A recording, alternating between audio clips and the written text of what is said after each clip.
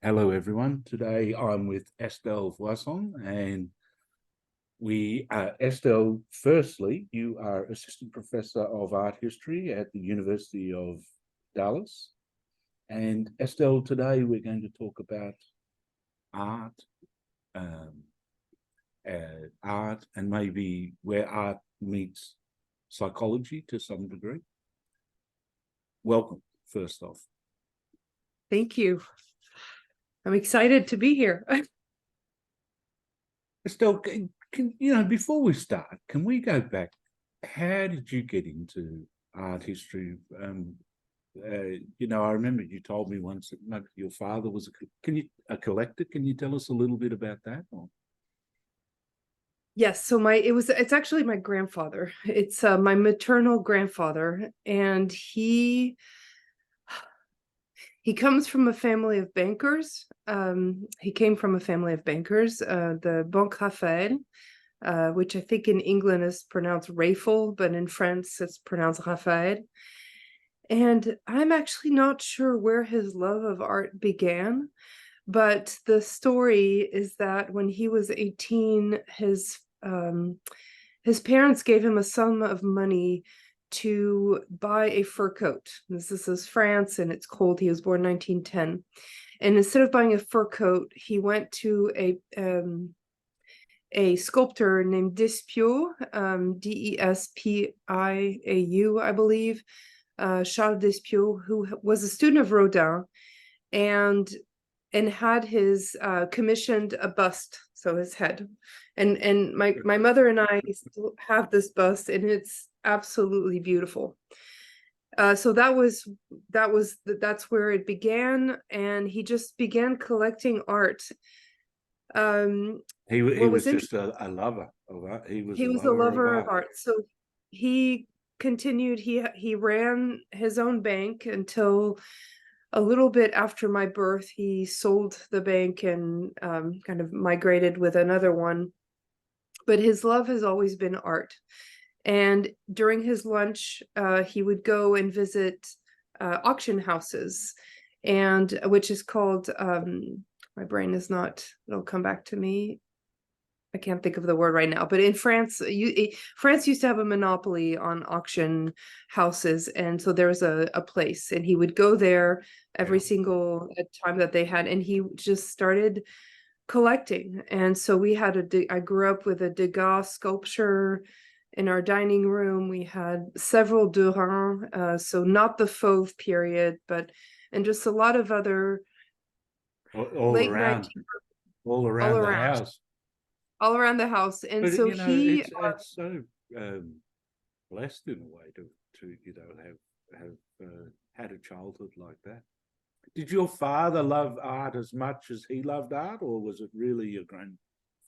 So it's on my mother's side. And my mother also loved art. She actually ended up going to the Beaux-Arts, which is the art school that David and Matisse and all these people went through. So she went through there. So she's a trained portrait painter. My father also loves art, but he never practiced it.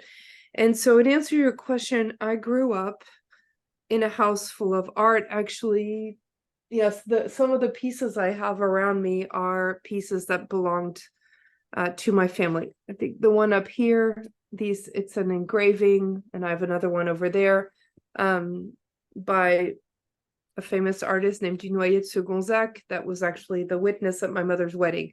And the one I have above was above my grandmother's bed. And actually, that's a really lovely story. He gave her this engraving because he said, I know that Claude, my grandfather, never gave her any money to do anything that she wanted. And so he gave her this, saying, this is yours. That way, if you see something that you like, you can sell it. That way you can buy yourself something and it's all yours. And I remember she would always tell me the story when I would come see her, and she would say, of course, I would never sell it. And so every time I look at it now, I think, so even there's been this just reverence for art in my family. And a gene which you got by the sound of it. You got that gene. So And yes, I was thinking there couldn't be there's so much difference between your upbringing and my upbringing. In the country of Western Australia, you know, we used to chase sheep around, and but nevertheless, I sheep are love nice sheep. I animals. love sheep. I can still get the whiff of the sheep dip, you know, that they. But anyway, the No, manure, what is the that? What is a shearing shed. sheep dip? What is a Uh, sheep? sheep dip is they put the. It was shocking chemicals now. Like I think it used to kill people, or human beings, or whatever. They don't use the same thing, but it was like to get to get all the insects and the lice and the Oh. whatever parasites, they dip them with the. But anyway, getting back to art. Well, I I was think just making a contrast. well, I grew up with my mother wiping paint off of me if I ran through her studio with a rag. And whenever I smell what's the word whatever I can't think of the word right now, but what you clean your paint in. Yeah. Whenever what is that? Do you know what I'm talking about? Turpentine, wasn't it? Turpentine, yes. Whenever Yeah. I smell turpentine, I feel like I smell like I'm home. Yeah. And I can't imagine because at the time I think we didn't realize that our skin was porous. Yeah. So But I can't imagine the brain cells that have disappeared. But Yeah. it just goes to show, sometimes there's memories from childhood, isn't there? And it's very specific to but it Yeah. just brings back the whole thing. So Estelle, so you then, presumably you went on and you studied art history and all of that, and then somehow you got to the US and you're teaching at the University of Dallas. But Yeah. can we talk about the Renaissance a little? What you love about it and who you love about it and all of that?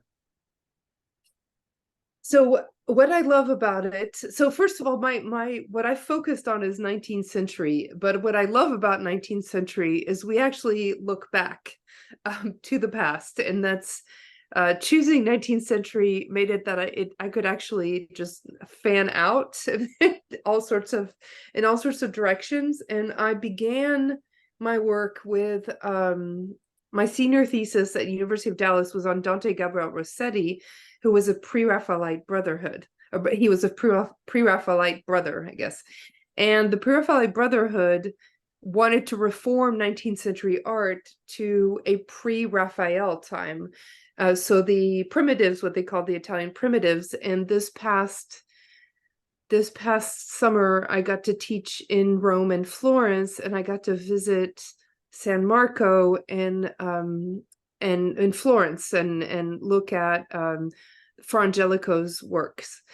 So in answer to your question, what I really love is the idea of the Medicis, that the Neoplatonic idea that when you are encountering beauty, you are encountering the divine.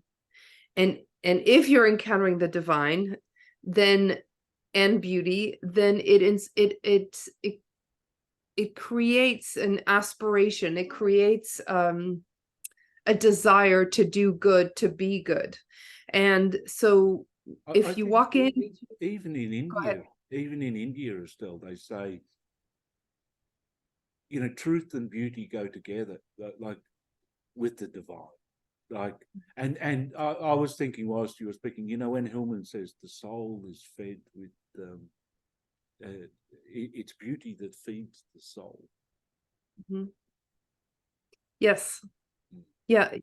Yeah. So I thought about this. I was exhausted and walking around in Florence, which is not that large, but all of a sudden I stumbled upon the piazza of the Ospedale degli Innocenti, which is by Brunelleschi.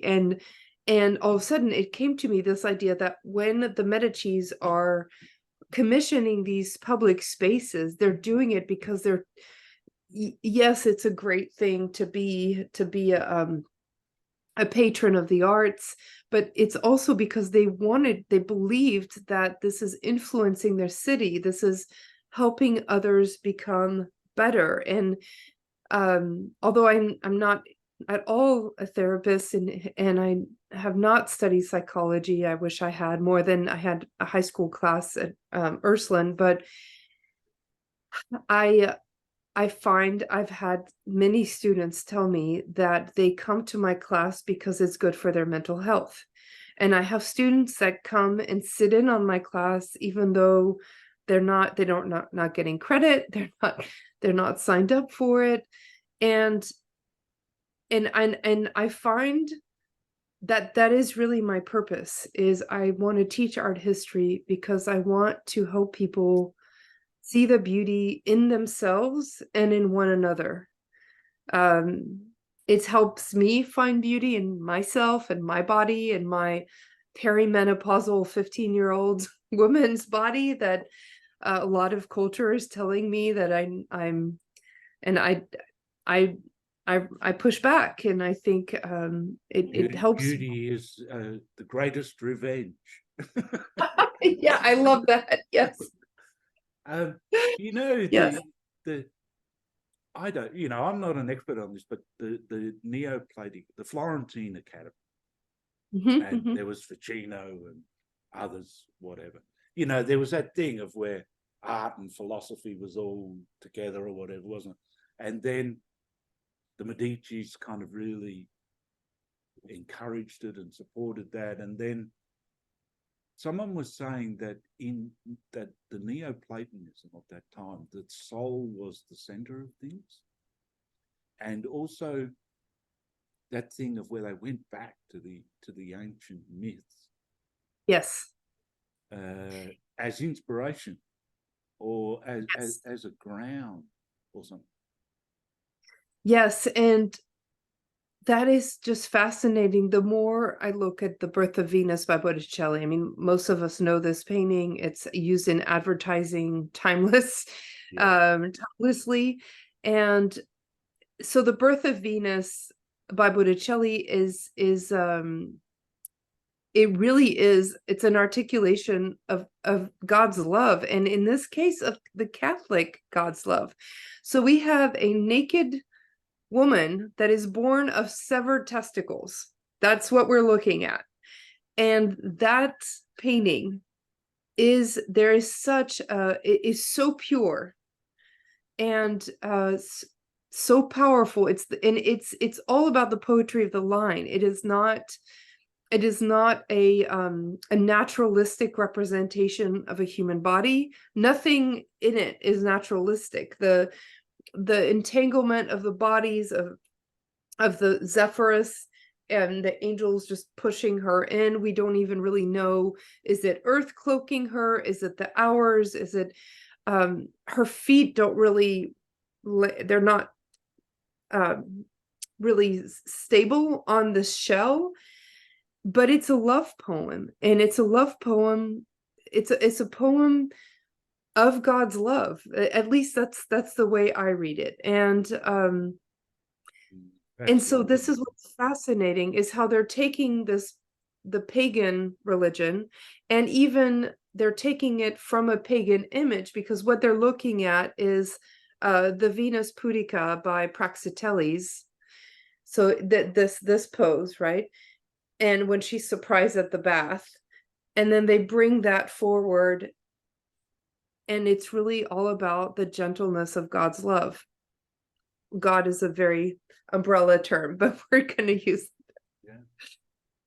I remember reading about Ficino that whilst he was into astrology and, you know, the Greeks and all of that, he also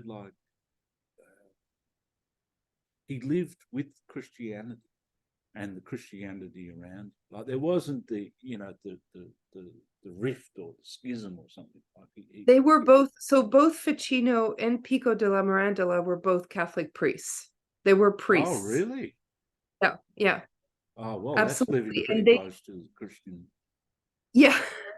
Yes. And actually, there is a biography.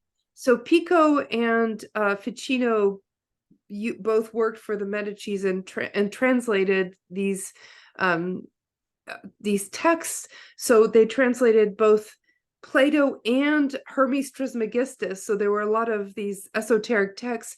But Thomas More, and here I'm talking of Henry VIII, Thomas More. Thomas More wrote a biography of Pico della Mirandola. So he is deeply rooted in the Catholic Church.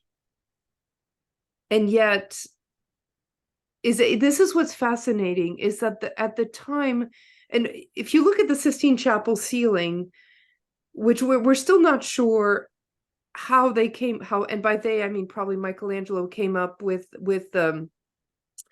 the stories that are articulated on the wall, because originally the Pope wanted him to paint to fresco the 12 apostles, and from that we get the story of Genesis, and then we have the fathers of the Old Testament, and then we have Sibyls.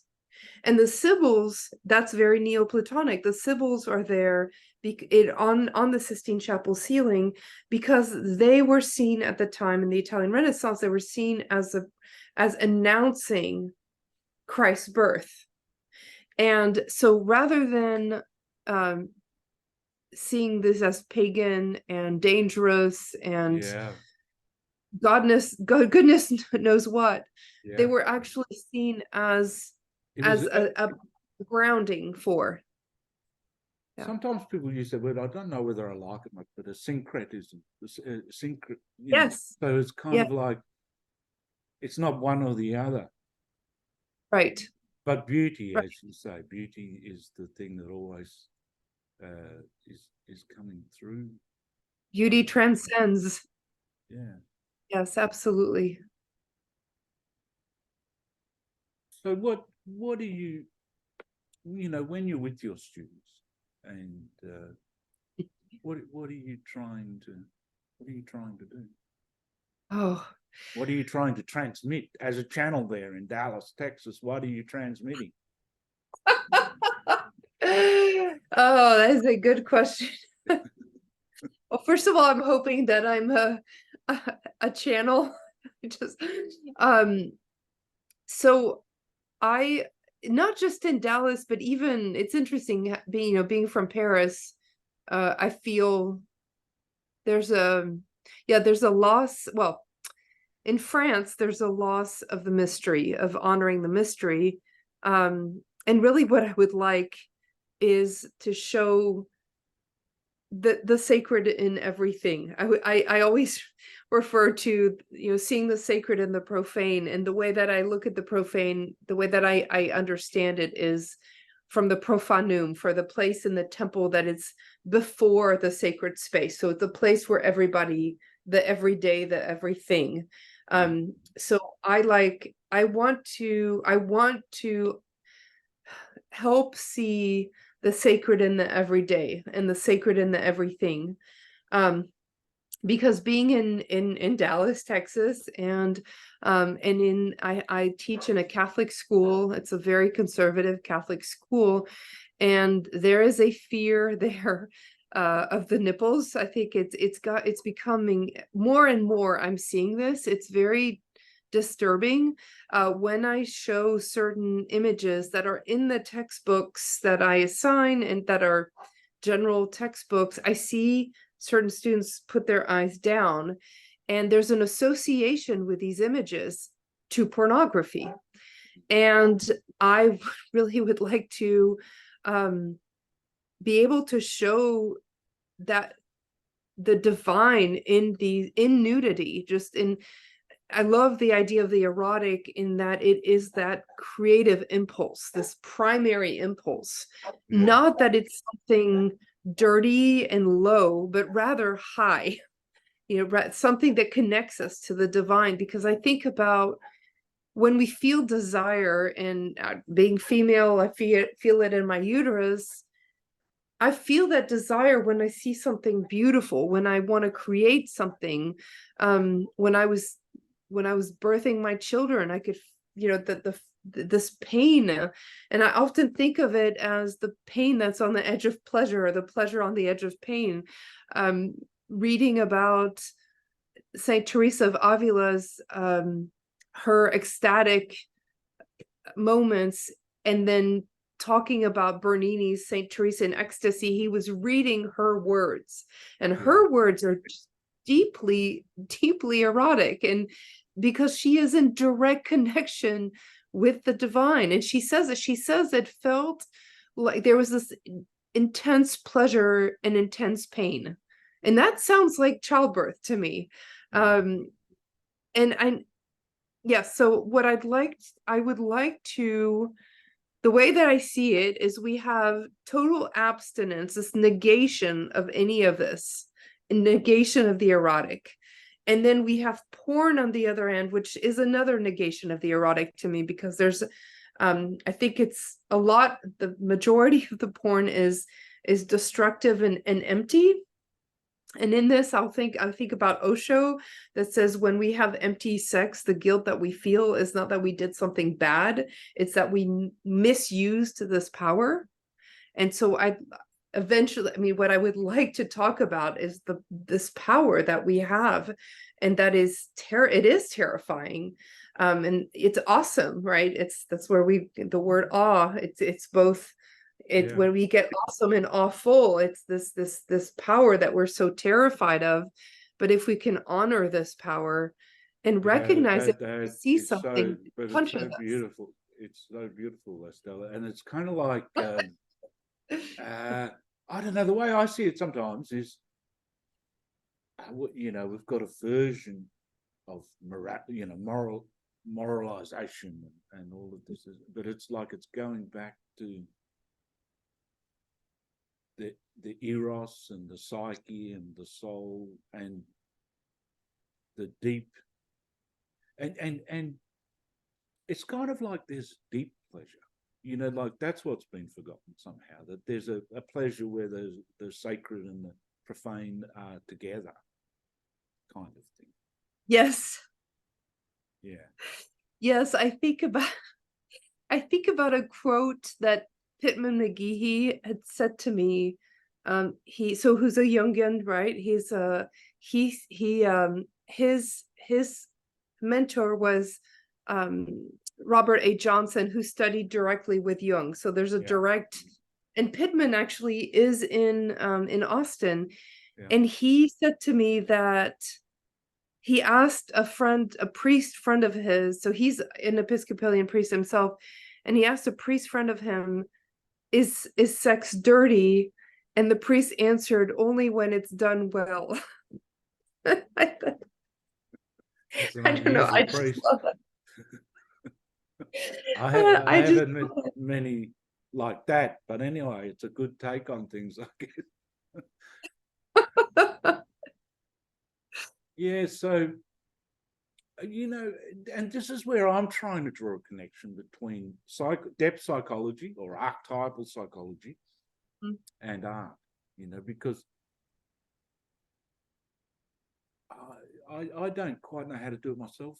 Estelle, you might be able to help me, but I was speaking to someone about James Hillman yesterday, I think it was, and it's kind of like his main myth of eros and psyche and how they want each other and how they need each other, like the soul. And Hillman also was the one that said Italy is anima country, like soul country.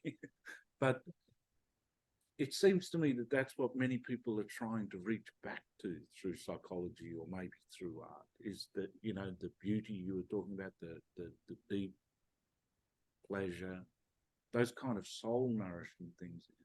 I mean, would you agree with that? And who do you like from psychology? I mean, who do you read? Who do I read, or who do I say? Who do you read from psychology? Well, I love Robert A. Johnson, and Thomas More, and Francis Woodman. Is that right? Marion Woodman. Marion Woodman. Sorry, I don't know where I got the Francis from. I'm looking on my bookshelf on who I have that I go back to. Von Franz, I have difficult reading her. I have difficulty reading her. I don't know why. I don't. But it's interesting you say that. I'm always drawn to these books, these Jungian books, because they use so many images in the language. The two cannot be separate. But as you're talking, I'm thinking, going back to this idea of the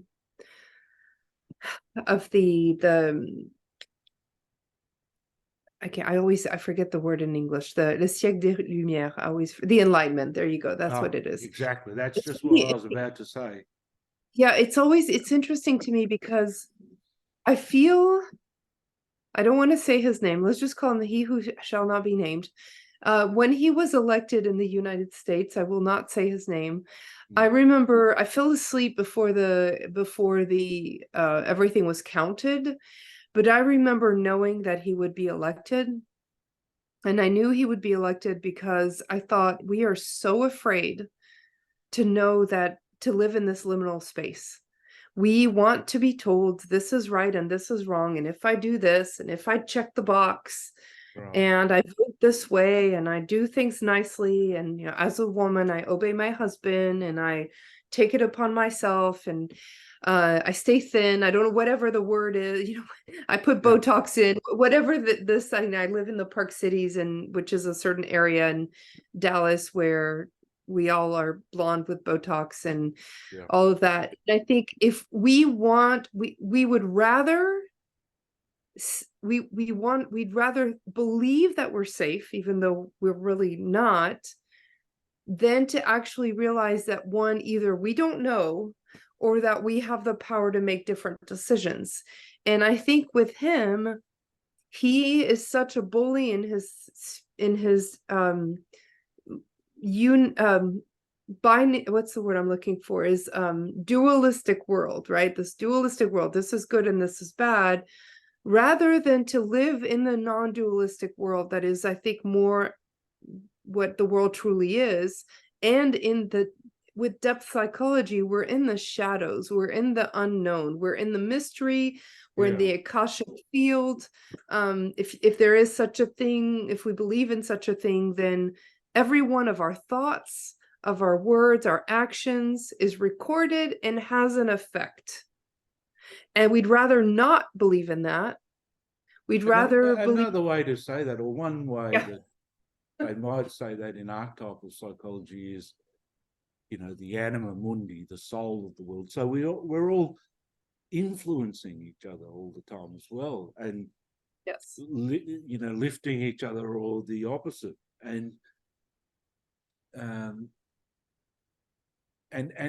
like what you're saying, in the sense of that, really, when Jung speaks about the religious experience or whatever, he said about the beauty and the terror, and that people will do anything rather than perhaps confront the soul or have that kind of religious experience, because of its, what you're saying, liminal or unknownness or whatever. But in another way, it's kind of exactly what we need. It's the thing that, what is it?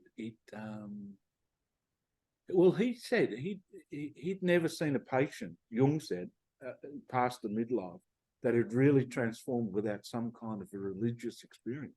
So it's kind of like, where religion is a little bit taboo in the secular world, it's almost like we have to go back to religion through art or depth psychology, maybe, whatever, and reawaken. Yes. But as you were saying earlier, we've got really, sometimes you say the word, I know, I've got lots of friends, Australia is a very irreligious place. Like, I don't know. Okay. I mean, things are changing everywhere, but I mean, but if you say the word religious, then people can often have an immediate, they just mention the pedophile priests or something or whatever straight away. Whereas religious experience, which is like archetypal experience, and the way I would put it, is the great healing, because it's also the mystery, the great mystery, which is so much bigger than ourselves, is the great kind of healing salve. Yeah, the part that touched me the most, the thing that I think my conversion moment with Jung is when I read his autobiography, and he was struggling with his faith, with his father being a minister, and the idea of God that was taught to him he had no reverence towards it, and he felt terribly guilty. And there's a moment where he's walking in the forest and he sees this tiny white flower, and the grandeur of the transcendent just all of a sudden just descends upon him. And when I read that piece, that was it. I thought that, because there are things that we feel always in our heart, but for some reason, I don't know if it's the same thing for you, until I read someone else, that when I read his words, it validated my experience, and it gave it weight, and then it allowed me to see that this is what touches me. This is where I see the transcendent. And then later, when I look at the German romantics and the transcendentalists, and this idea of the book of nature, it makes sense to me. It's not, or John O'Donohue. I love reading John O'Donohue. He it's not either or, it's both and moving, just to add this in, the concept that again blew me away is the concept of Lila, this Hindu concept of so if you're Hindu, when you are playing, you're interacting with the divine. But if you're looking at it on the tantric side, and you're looking at it as a non-dualistic, when you're playing, you are co-creating, and then this brings us back to art and depth psychology, is this co-creation. And we are in the eros at this point. We are in that. The mysterious force of a creative eros, and the play within that, because that's the other thing about religion, is not only the moralization, but the earnestness sometimes, and the lack of, so all of this is kind of like where there's pleasure, there's play, there's some of the trickster in. I remember first going to India, and you see Nataraj, the dancing king. He's like a great trickster. That god image is a trickster figure, and that there's room for that in the religious. And in terms of art, what are some of the great religious paintings for you? What the religious movements? Is that what you? Just maybe individual, just the paintings that have struck you. I mean, you already spoke about the birth of Venus, really. Well, there's something else that came to my mind. I was thinking of sharing, but I love William Blake. I love William Blake. And every time I read him, or he just always brings more. I love that his poetry can be read as a child's poem, and just simple, but then you can descend several layers down, and you can see how actually deep it runs. And a religious moment I think of is that I'm looking at this drawing that a good friend of mine, well, he wasn't when I posed for him, a friend of mine made of me. I didn't know him well, and he just said, "You should pose for me." And I said, "Okay, tell me when." And when I saw the painting, it's an ink, and when I saw the drawing, and I can show you, but I don't know if you can see very much, but I thought that somebody, I don't know if you can, we can't see very much. There it is. It's this one. I thought that I had been made love to well for the first time. And this is a gay man. I don't know that he's ever made love to a woman, and I know he doesn't want to, but I know that when I saw that this image, this ink, I thought this is what making love looks like, in that he saw me. He saw me with the deep circles under my eyes. He saw me in that I kept talking the whole time. He was taking pictures, and I felt seen, and therefore I felt loved.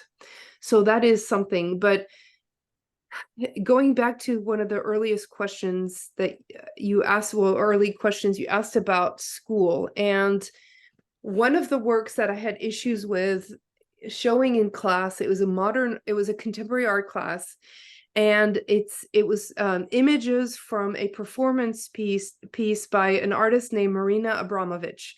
Yeah. She's still alive today, and she's lately, one of her latest pieces, or more famous piece, called The Artist is Present, where she sat in a museum and people came in front of her and looked at her in the eyes. So Yeah. eye gazing, right, which Rumi, I think it's a very powerful exercise. Well, one of these earliest pieces is called Rhythm O. And I have not been a big fan of performance art, and certainly not of women hurting themselves, which is usually what happens. They put themselves in this vulnerable space. But I just read an article lately that at the Royal Academy, there are some tables that are set up to remind the viewers of this performance piece. The students in my class didn't want to look at images of this performance piece, because at one point the public takes her clothes off, they hurt her, they cut into her, I think they call her, she holds a sign that says vile. So in this, she said she would just not move, and she allowed the public to do whatever they wanted to her. And they took a rose and just cut into her skin, and her tears would just start running, but she would not move. And at one point, there was a gun and a bullet. Someone put the bullet in the gun, put it in her hand, and put it up to her inside of her mouth. And that's when the gallery owner said, "Okay, we need to stop. We can't do this." But there's only photos left of this image. And my students didn't want to see this, because you see nipples on a black and white photo of this woman with tears in her eyes, with her that's been this bleeding.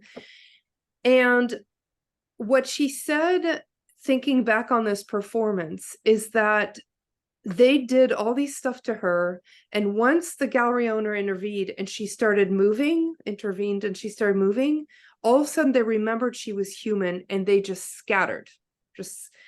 The fear came back. So they were able to suspend the belief that there's a human in front of them that they're hurting.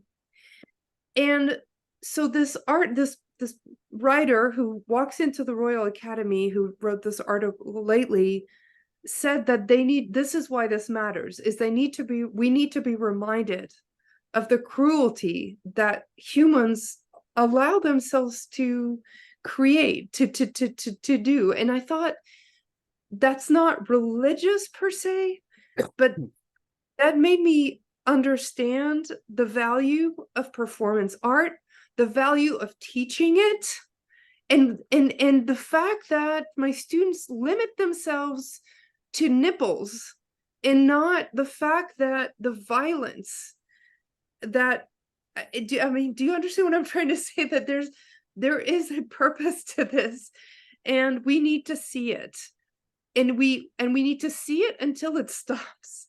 And I don't know when that'll happen, and I want to be a vehicle for that. And I don't like it. I told my students, I don't like to look at this. Anyway, go. And I like to look at nipples. I think nipples are beautiful. I don't have a problem with that. It's the violence I have a problem with. Yeah.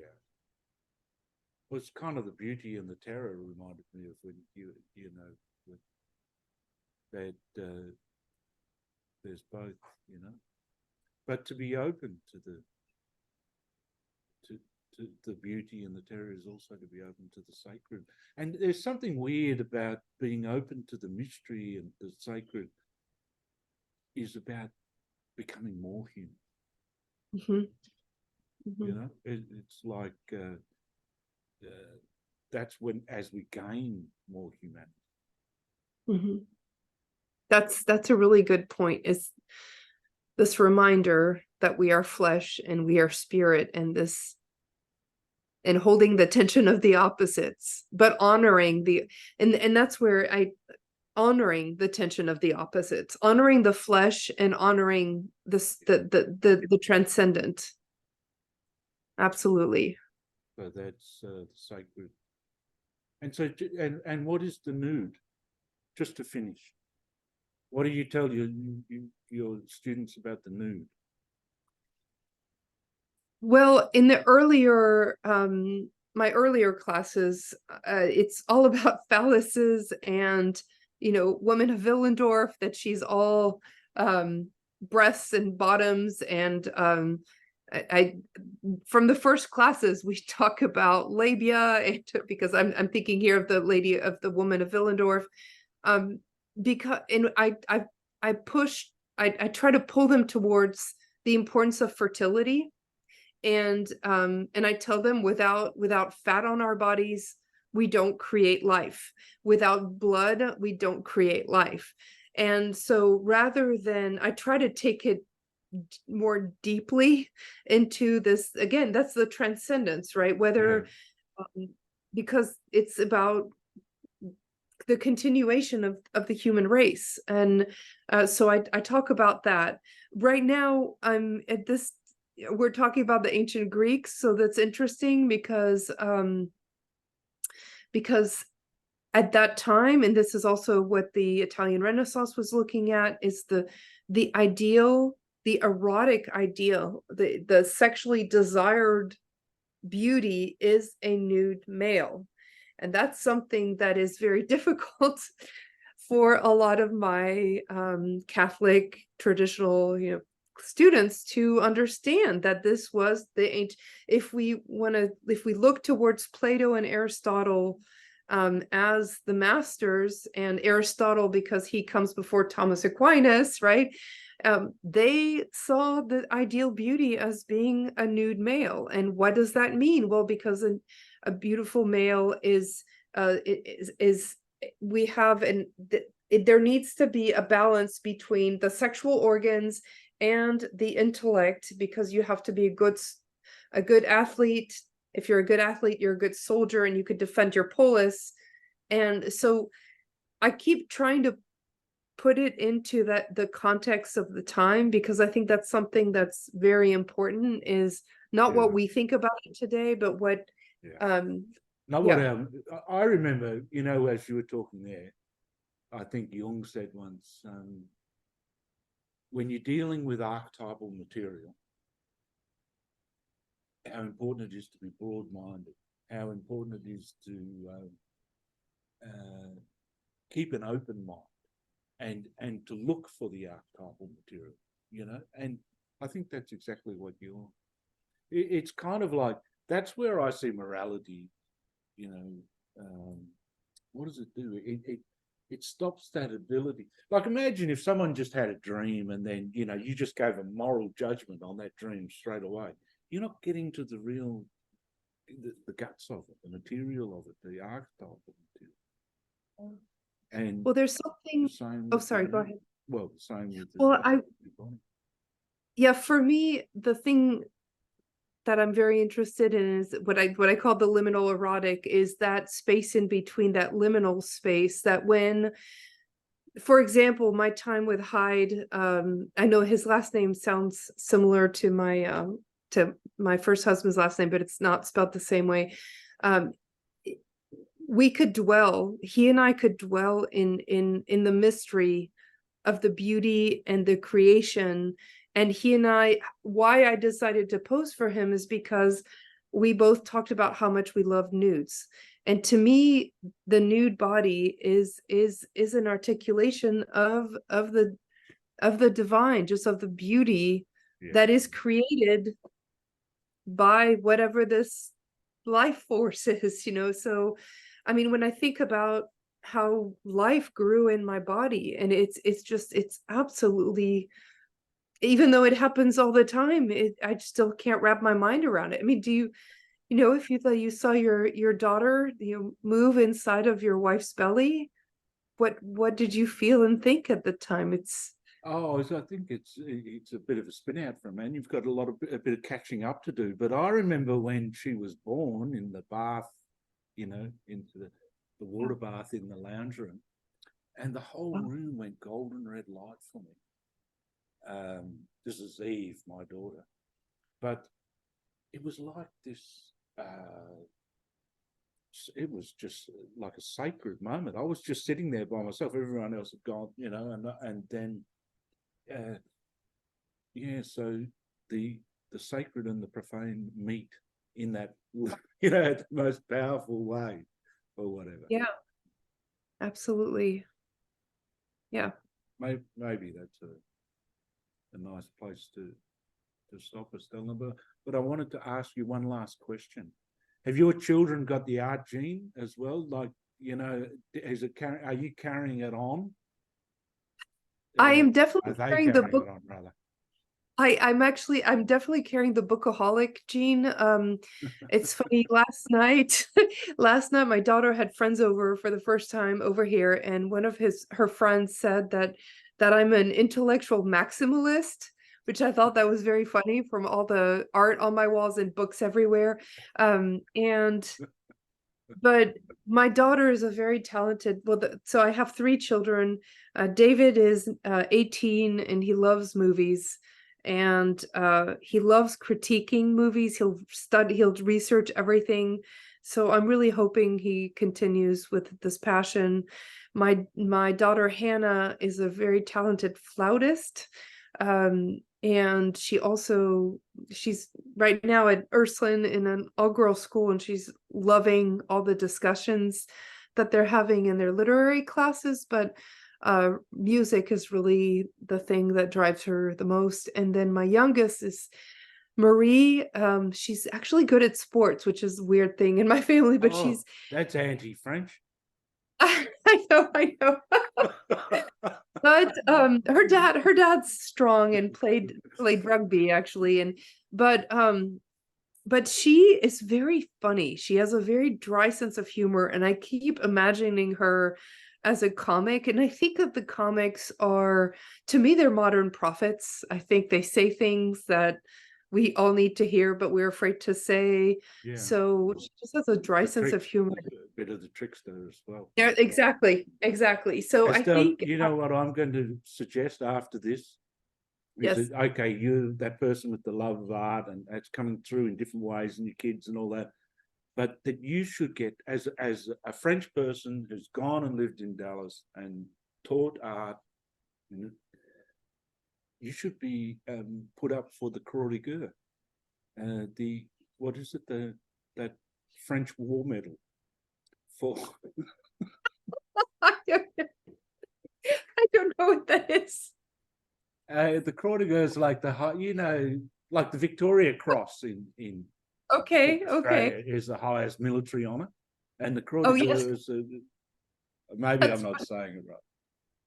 I don't know. I have a lot of military in my family, actually. That's kind of funny. So my mother was married in the War Museum with my father in the Invalids. So but yes, war is not my thing. I'm definitely not. I'm a lover, not a fighter. Yeah. Yeah. Thank you very much.